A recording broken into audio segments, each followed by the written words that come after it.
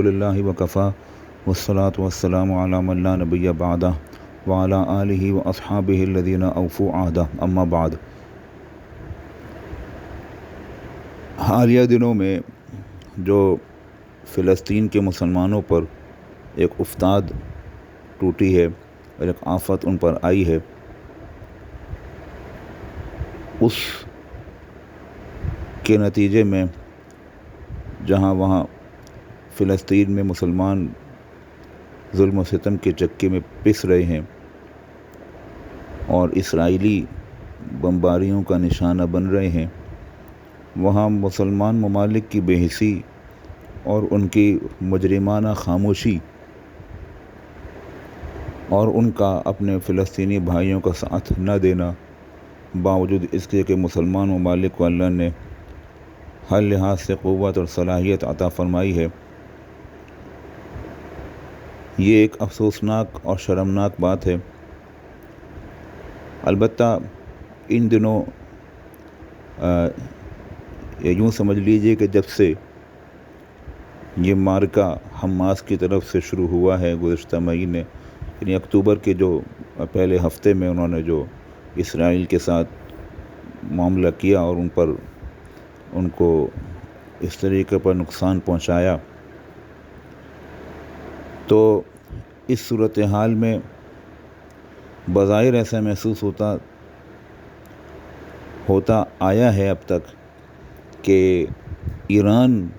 فلسطین کے شانہ بشانہ کھڑا ہے، حماس کے بالکل مدد اس کی کمر پر کھڑا ہے اور ان کی مدد کے لیے کمر بستہ ہے اور اسرائیل پر حملے کے لیے بالکل تیار ہے۔ لیکن حقیقت اگر دیکھا جائے حقیقت میں تو حقیقت اس کے برخلاف ہے، اس لیے کہ ایران جو ہے اب تک اسرائیل کے خلاف صرف جس کو کہا جائے گیدڑ بھبکیاں وہی اس کی طرف سے آ رہی ہیں کہ ہم ایسا کر دیں گے اور ویسا کر دیں گے، اور ایران نے اپنے میزائلوں کا رخ اسرائیل کی طرف کر دیا ہے۔ حقیقت یہ ہے کہ ایران کبھی بھی اسرائیل پر حملہ نہیں کرے گا۔ یہ لوگ اوپر سے، یہ ایرانی اور ایران کی حکومت ہمیشہ سے، آج ہو، موجودہ ہو، گزشتہ ہو یا آنے والی ہو، تو وہ دکھاوے کے لیے اور اوپری نعرے لگاتے ہیں مرگ با اسرائیل، مرگ با امریکہ، لیکن در حقیقت یہ اسرائیل کے ساتھ ان کا گٹھ جوڑ ہے۔ دنیا بھر میں اسرائیل کے بعد سب سے زیادہ جو یہودی ہیں وہ ایران میں آباد ہیں، 30 لاکھ کے قریب یہودی ہیں، ان کی عبادت گاہیں ہیں۔ آپ اندازہ لگائیں کہ تہران میں جو ایران کا دارالحکومت کیپٹل ہے، وہاں پر مسلمانوں کو، اہل سنت جو مسلمان ہیں،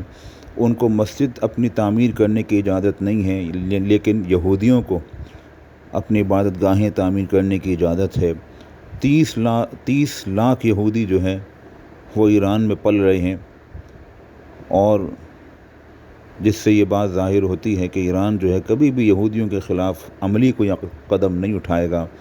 اور اس سے پہلے بھی ایران کا کردار ہمیشہ مکروہ رہا ہے کہ اس نے مسلمان ممالک میں تو شورش برپا کرنے میں، بغاوت برپا کرنے میں اپنا پورا کردار ادا کیا ہے۔ اس کی ساری توپوں کا حقیقی رخ جو ہے ایران کا وہ مسلمان ممالک میں ہے، خاص کر عرب ممالک میں۔ یہ نہ پاکستان کا دوست ہے، نہ عرب ممالک کا دوست ہے، نہ مسلمانوں کا ہمدرد ہے۔ ایران نے شام میں جو بشار الاسد نامی قصائی جو ہے، اس نے جو سنی مسلمانوں کے ساتھ ظلم کیا، اس کے ساتھ در پردہ ایران کا ہاتھ تھا، اور ایران نے پوری سپورٹ کی، اور پاسدارہ نے انقلاب جو ایران کی فورس ہے وہ اس نے وہاں بھیجی سنیوں کا قتل عام کرنے میں۔ اور اسی طریقے پر لبنان، بیروت میں جو کچھ بھی تباہی ہوئی وہ ایران اس کے پیچھے تھا، اور دیگر ممالک ہیں، عرب ممالک، یمن ہو گیا، وہاں حوثیوں کی حوصلہ افزائی کرنے والا، ان کو سعودی حکومت سے لڑانے والا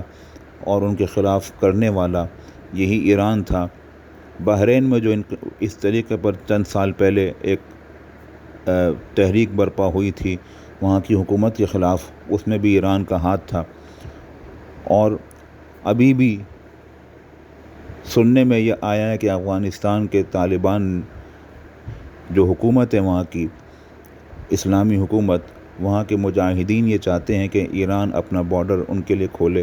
اور اس راستے سے وہ فلسطین جائیں اور مسلمان بھائیوں کی مدد کریں، لیکن ایران جو ہے رکاوٹ بنا ہوا ہے اس سلسلے میں اور مجاہدین کو جانے نہیں دے رہا۔ یہ ایران کا حقیقت میں کردار ہے جو مکروہ چہرہ ہے، اوپر سے نعرے اس کے کچھ ہیں، اندر سے یہ کبھی بھی یہودیوں کے اور امریکہ کے خلاف کوئی قدم نہیں اٹھائے گا۔